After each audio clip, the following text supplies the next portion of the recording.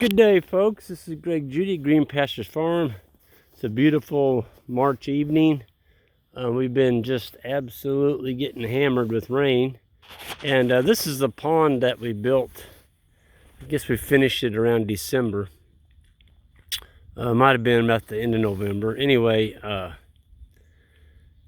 the rain that we've got actually brought this thing up about 7 feet.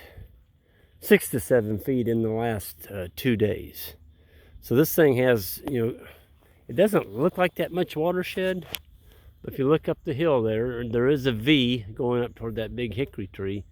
And so basically everything from the very crest of that hill past that tree hits this trough and comes down here and fills this pond up. So I am really tickled. I was thinking it was going to take, maybe a couple of years to fill this up, but, when the ground gets saturated and the water has no other place to soak in, you do start getting some runoff, and it filled the ponds up. So we've got several more to go that are really coming up nice. The older ponds that had come down a foot or maybe 2 foot in last year's drought there at the end of the summer. We had 2 months. We call that a drought here in Missouri. I'm sorry, guys. Those y'all out west, I shouldn't be talking about a drought. But it was dry and hot, and we lost a couple feet of water in some of the ponds. Anyway, they're all filled back up. It's coming out the spillway. This one's coming out the spillway, too. We did get the Kentucky 31 fescue put on this right before winter really set in, and I'm surprised how much green came up. Because this, what you're looking at there, that grass all sprouted basically in December. I mean, we got a good stand. Look at that. And the secret to that good stand, of course, is putting down the hay. We don't build the pond unless we mulch it with old hay. Somebody commented on YouTube the other day, oh, straw's a lot better.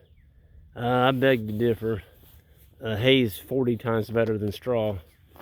And that's because, first of all, it's easier to spread, it's cheaper.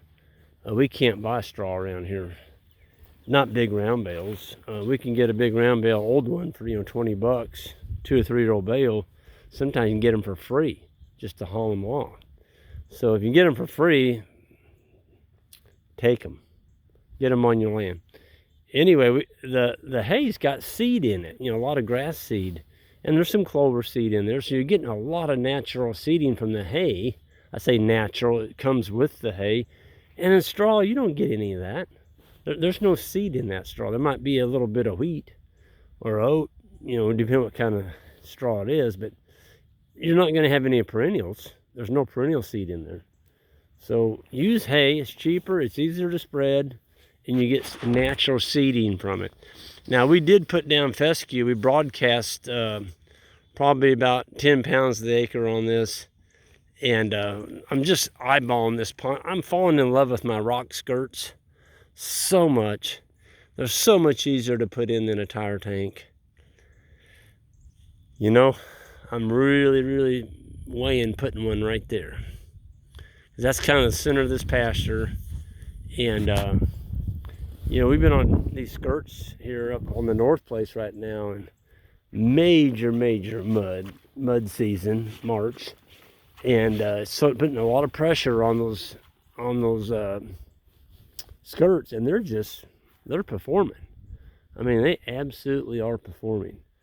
And Blaze and Smokey, this is one of the places they like to play. Oh, there they go. This little dog here, that spotted one, she was a dog that couldn't get a hand on her. And she wouldn't keep up with the sheep. So we'd move the sheep, she'd stay behind. She wasn't getting anything to eat. And Jan and I went one night, and we spent an hour and a half, 2 hours as a puppy. She was probably a third grown. And we finally caught her. And we decided, we're just going to see how she does as a house pet. And she's really, really calmed down. Well, it's a pivotal moment tonight. Her name is Blaze. I got to pet Blaze on my own. And usually it's Jan. You know, she loves Jan, and Jan will catch her, then I can go up and pet her. But tonight it was just Blaze and I. And I was bent down on my knees, petting Smokey. And she came up, she's like, you know what? I think I'd kind of like to have a pet on the head. And I really gave her a lot of good girls pets on the head. And she never walked off. She just stood there and she kind of leaned into it. I started rubbing her ears. And so it's kind of a neat night for me. Blaze and I, there she comes. She's a pretty dog. She's dirty because of all the rain and the mud, but she's a beautiful dog. She's got the softest fur on her face of any dog I've ever felt. Her and Smokey. Smokey's a big Kangal cross there. They just have a great time playing together. And the way they grab a hold of each other's necks. You'd think they're going to rip each other's necks off, but they don't. But yeah, so I'm looking at I'm really seriously thinking about a rock skirt right here. And this paddock here is right here just north of the house. And we grazed this one about, about 3 weeks ago. We came through here and we came to Judy Farm. This is the first paddock we grazed, and we're up on the north place now, working our way back. And we won't graze this one again until it's ready to go. I mean, it's coming. I mean, it's coming quick. You can see the fescue down here. See, it's coming. Those are all new green plants since the animals moved. Isn't that right, Venus? That's the most loyal little dog. I don't care where you go. This morning it was raining cats and dogs, and Isaac and Ben and I came out, and there's that dog standing out in the rain like, really could use a pet. I mean, she's just an unbelievable dog. Oh, Venus, she's a good one. But you can see the clover. There's lots of clover starting to come on now. Of course, the worms have come up. I was digging through some cow patch yesterday, and there was lots of worms in the cow patch. I'm going to wait till it dries up a little bit, and we're going to go out here and do some digging. But it is so wet. I mean, look at this. That's what clay does. Clay holds the water, and it just holds these pools. That's one of my million ponds. That's a cattle footprint right there. Folks, it's only that deep, half an inch deep. Here's an old manure pat right here. I don't think there's any worms in there. Oh my gosh. Don't think there's any worms in there. My goodness, look at that. I thought they'd all be someplace drier, but look at that. Look at the worms. Holy moly. Folks, it's about biology. We got biology going on here at Judy Farms. Look at that. Do you know an earthworm lives 7 years? And in that 7 years, he can produce 1.2 million worms. And the pH on an earthworm, I've already said this before, but I've got new subscribers. Never heard this talk, so I'm going to give it to them. The pH on an earthworm casting is 7. It's perfect. So we need more worms.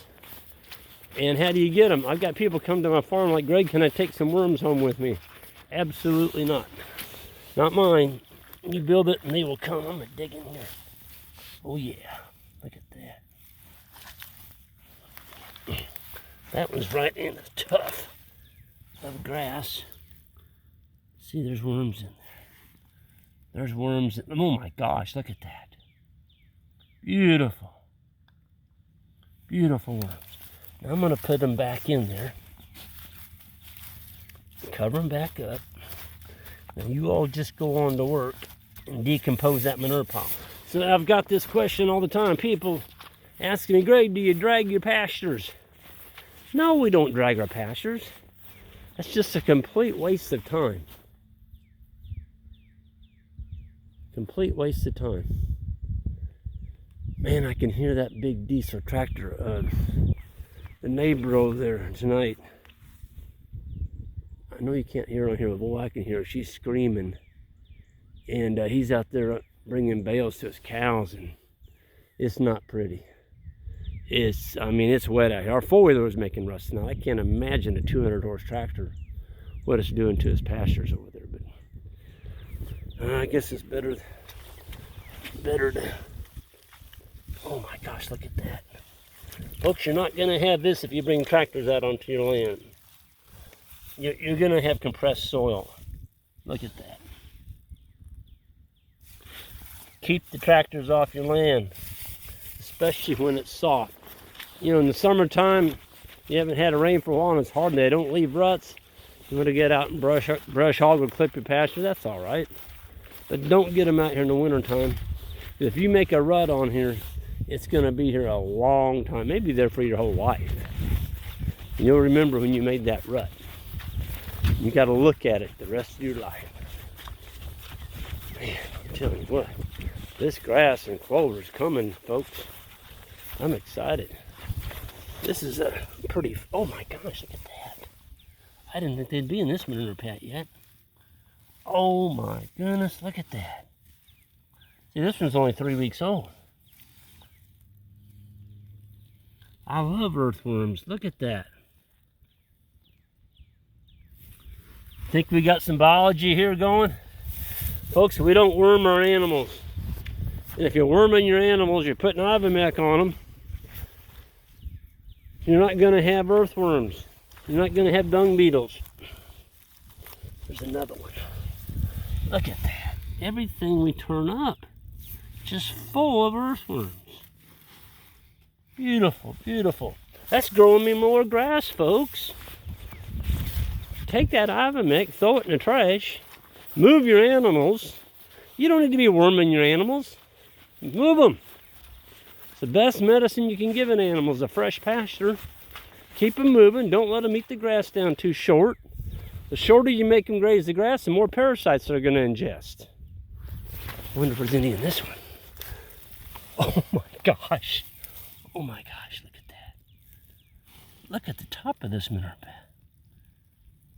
Oh, I'm just drooling.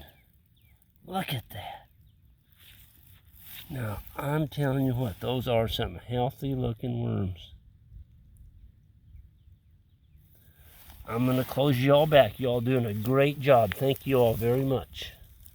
Thank you all. There, very good. Very good worms. But yeah, it's the rain has stopped finally. We've had 5 days of rain. Every day it's rained. It's rained for the last 48 hours. And it's raining out here right now. Just a little tiny bit. My glasses have got rain on them. But you know what? We didn't get a lot of rain there in the winter. It was starting to get into February, 1st of March, and I'm like, hope we get the rain. You know, it sets up your whole grazing season. And so we got the rain, and we're excited for spring now. Oh my gosh, look at that. Oh, there's just worms all over out here, folks. I can do, oh my gosh, look at that. I could do this all night. I gotta get back. I gotta leave these worms alone. Yo, I'm sorry. I'll put you back. There you go. And it's getting dark. Getting toward the dark side. I'll leave the worms alone. But I just wanted to show you all the difference. You know, this is a paddock that we grazed 3 weeks ago. Look at the residual we left. And people say, but Greg, you left too much. Did we? Did we leave too much?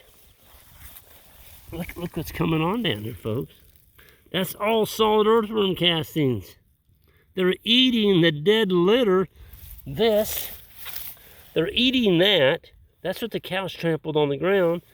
It's like you gave your whole farm a fertilizer boost. Folks, y'all can do this. You can do exactly the same thing I'm doing. But you got to have ground litter. If you don't have ground litter, you don't have nothing. You don't have nothing. You got to get the litter. You got to get the litter on the ground. Got to get it trampled. Okay? All right, I'm going to climb off my soapbox on the litter thing. But I think it is probably the most important thing that you can build on your farm. And until you get some ground litter, you're not going to be able to go all winter long grazing. Folks, we're still grazing up there on the North Plate. We are feeding some hay at night, but we're grazing in the morning. No hay. And we have had some doozer rains. If we didn't have that winter stockpile up there, I don't know what we would have done. Well, it would have been bad because we'd had to get the 4-wheel drive tractor. We'd had to mud some bales in there to them, and it would have been ugly. But when you can turn cows onto this in a rainstorm, folks, this fescue has a sod underneath it. It will hold up animals. And we've got 304 of them up there that held them up. We had a young guy, I call him a young guy, he's about the same age as I am, I think. He came by last night and bought a baling roller. Stayed at our Airbnb. I dropped by. I said, Ed, you want to go move some cows? I thought he was going to jump in back in my truck right then. But yeah, him and his son went over. We moved the cows, and he was flabbergasted how tame the cattle were. They weren't any, and there wasn't any mud on them. And he said, Greg, all the way down here, every time we passed cows, they were just covered in mud. He said, how do you keep the mud off your cows? Because, I mean, we still getting the same rain. I said, well, you got to move them. But you also got to have stockpile like this. And this is a nature's cleaner right here. Sod, good dense sod with good forage on top. Your animals are not going to get, they're just not going to get muddy. And a muddy animal is an unhealthy animal. A clean animal that doesn't have mud on it, you're not going to have any disease. And that's the reason we don't have to worm them. Folks, we just don't, the only vaccine we give is blackleg.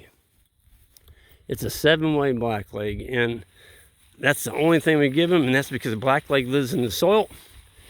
And I just feel like it's something you ought to do. I didn't do it for 20 years, and I got hit with it and lost several really nice calves. It was my fault. I didn't have them protected. So that's one I would give them for $1. Might save you several $1,000 dead animal. Anyway, I'm going to sign off. It's a beautiful evening here in March, and you know what? We're right around the corner. We're going to be grazing full time here real quick. Y'all have a good one, and we'll see you down the road. Oh, hit that subscribe button on the way out, and also hit that little bell, and you'll get an email with the next video dropped in your email box when I post it. Thank you all.